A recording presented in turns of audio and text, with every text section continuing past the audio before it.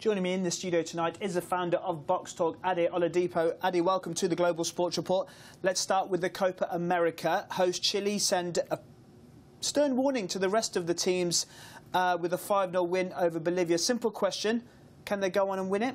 They're one of the favourites. They've got really good players in there now. Vidal, you know, minus his sort of drink driving offences, is still a good player. Sanchez has probably been, if you like, the most consistent player in the Premiership, I think, with Hazard and Aguero. So they've got the players that can do it. They're at home. They're one of the favourites, but I still think you've got to look at Argentina as the outright favourites. And then anyone from the rest, it can definitely go on and cause a problem. But Chile, look, 5-0 at home. The fans are going to get excited now.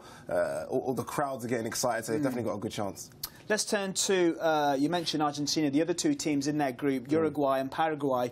They drew 1-1. They both qualify from Group B. But how much are Uruguay missing Luis Suarez? Any team would miss him. We are talking about one of the best players in the world. I think, minus Ronaldo and Messi, I think he is the best player in the world. And I think he kind of just is the linchpin for that team. He's the focal point up front. He gets the goals. Without him, Cavani's not really playing that well. And the team just doesn't look well balanced. I think you put Suarez into that team again, and they're up there with Argentina as one of the favourites for the tournament. Without Suarez, like any team in the world, I think they'll struggle. I think they are going to struggle. They'll get through, obviously, they are through to the next qualifying round. But after that, I can see them, whoever they play against, going out. Yeah, as you said, Argentina are the pre-tournament favourites. Let's talk about their great rivals, Brazil. Huge problems for them. Neymar handed a 4-match ban, which means he's out of the tournament. Brazil are appealing. Any chance that the ban will be rescinded? I think for the good of the tournament, you would like it to be. A player like Neymar missing from the tournament can only pull a tournament down. He's one of the best in the world, and you want the best in the world to be at your tournament. But you don't want that to set a precedent where the best players appeal and it gets cancelled. I think a 4-match ban is harsh, knowing it's 4 games and that's the end of the tournament. That is difficult. But, I mean, what he done was wrong. I think you don't want to kind of show that the best players in the world get away with doing these things. He is the focal point. That's the problem for Brazil at the moment. They don't really have the star names that Brazil used to have for yesteryear. And without him, they will struggle. You saw it in the World Cup when he was missing. They got thumped by Germany. Absolutely. This was almost supposed to be their redemption. He played well in the first game. They got a late winner, and now it's a shame that he's out. But you don't want it to, you know, for the best players in the world to think they can get away with doing anything. Are you surprised Neymar lost his cool so badly? He's had such a great season with Barcelona. This tournament was really set up for him, wasn't it? It was, and I am surprised. Like you said, at the back of the World Cup, he's then come back. He's had a really good season with Barcelona, especially at the end of the season. You know, he's won the Champions League, they won the league, they won the Cup, they won the treble. So it's a shame. But I guess, you know, the South Americans are fiery people, and those kind of games do bring out the worst in players. And I think it's bringing out the worst in him. Yeah, Neymar looks like he's going to miss the whole of the Copa America. Let's turn to African football and to Ivory Coast, who have decided to reveal the 59 applicants who have applied for the job of manager.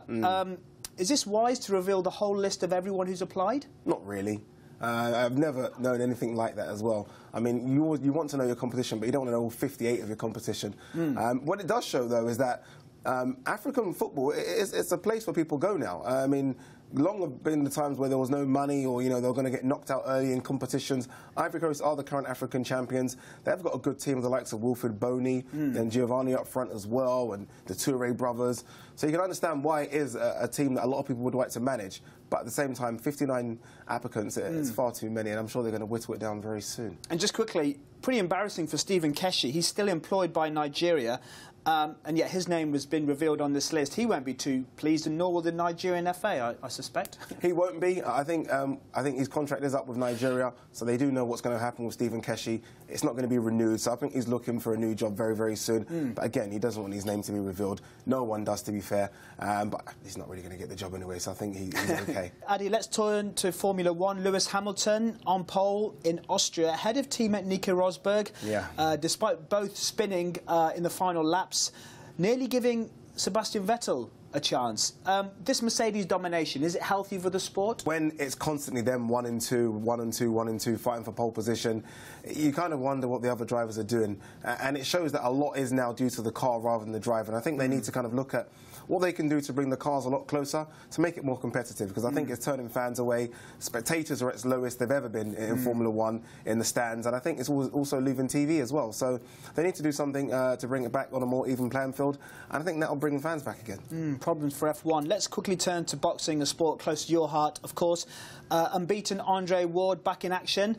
Tonight, his first fight since 2013. Now, who's, of course, ranked second, the world's second best fighter by the Ring magazine. Yeah. It's great to see him back, isn't it? Yeah, it has. It's long. 18 months is far too long for any boxer. If you can imagine any sportsman not playing their sport or being at the peak for that long, he is back. He was the second best boxer in the world at the time, behind Floyd Mayweather. Is he still in that position? We don't know. I mean, one thing about this fight is at 172 pounds. So that's 4 pounds above where he should be fighting. So a lot of rumours that he won't be fighting at super middleweight again or go to light heavyweight. He's fighting Britain's own Paul Smith. It'll be a good fight for a few rounds, but I expect him to come through clean in this one and probably get a late stoppage. Do you give the Briton any chance? Is there any chance that Andre Ward might be a little bit ring rusty? Yeah, possibly, but he's that good. If these two were fighting an even kill in terms of fights, they've had equal amounts of fights in the last 18 months, this fight probably wouldn't go more than 4 or 5 rounds. So I'll give Paul Smith a chance in the early rounds, just because of inactivity for Andre Ward. But once it goes past the sort of the mid rounds, I think Andre Ward will just probably stop him late or get a wide points decision. And it's about where he goes next from that. He's been out for 18 months.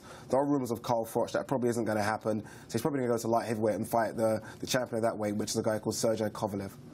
But any chance we'll see a rematch of the fight you just talked about, a rematch with Britain's Carl Froch? That would be a fight we'd all want to see, wouldn't it?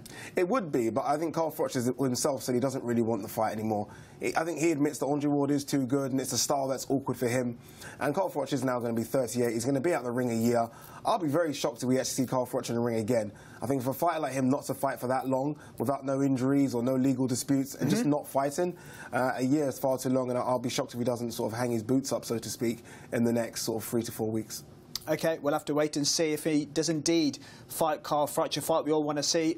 Ade, pleasure having you here on Global Sports Report. Thanks so much.